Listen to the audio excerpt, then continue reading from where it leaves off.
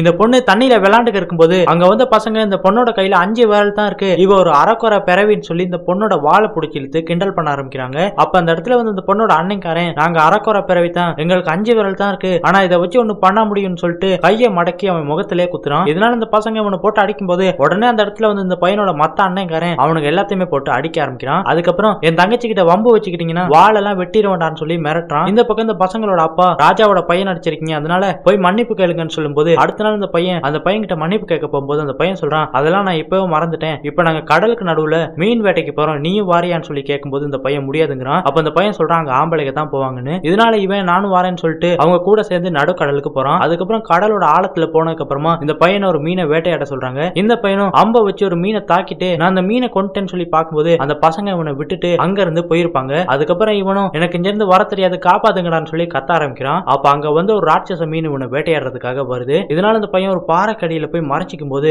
அங்க வந்து ஒரு துல்குன் அந்த ராட்சச மீனை தாக்கி இந்த பையனையுமே வந்து காப்பாத்துது. இந்த பக்கமா இந்த பையன் தான் எல்லாத்துக்கும் காரணம்னு தெரிஞ்சுக்கிட்டதுக்கு அப்புறமா எல்லாருமே இந்த பையனை கடல்ல தேட ஆரம்பிக்கிறாங்க. அதுக்கப்புறம் இந்த பையனை காப்பாத்தின துல்குன் மனுஷங்க அதை தாக்குனால ஈட்டி மாட்டி வழியில கத்திக்கு இருக்கும். உடனே இந்த பையன் அந்த ஈட்டியை ரிலீஸ் பண்ணி அந்த துல்குனுக்கு ஹெல்ப் பண்றான். அதுக்கப்புறமா அந்த துல்குனும் இந்த பையனை கொண்டு வந்து அவங்க இருக்க கிராமத்திலேயே விட்டுருது. அதுக்கப்புறம் இந்த பையன் அங்க வரும்போது இதை பார்த்து இந்த பையனோட அப்பா அம்மாவும் திட்டும் போது, ராஜா இதுக்கெல்லாம் காரணம் ஏன் பையன் தான், அதனால அவன் தான் மன்னிப்பு கேட்கணும்னு சொல்லிட்டு அந்த பையனை முட்டி போட்டு மன்னிப்பு கேட்க சொல்லும் போது உடனே இந்த பையன் சொல்றான் அவன் மேல எந்த தப்பும் கிடையாது, நான் தான் கடலுக்கு போனேன்னு சொல்லி அந்த பையனை காப்பாத்தி விடுறான். இதனால அந்த பையன் அவனோட தவற உணர்ந்து என்ன மன்னிச்சிட்டு நான் தான் உன்னை மாட்டி விட்டேன்னு சொல்லும் போது இந்த பையனும் பரவாயில்லங்கிறான். அதுக்கப்புறம் பாத்தீங்கன்னா அவங்க எல்லாருமே ஃப்ரெண்ட்ஸா மாறிடுறாங்க.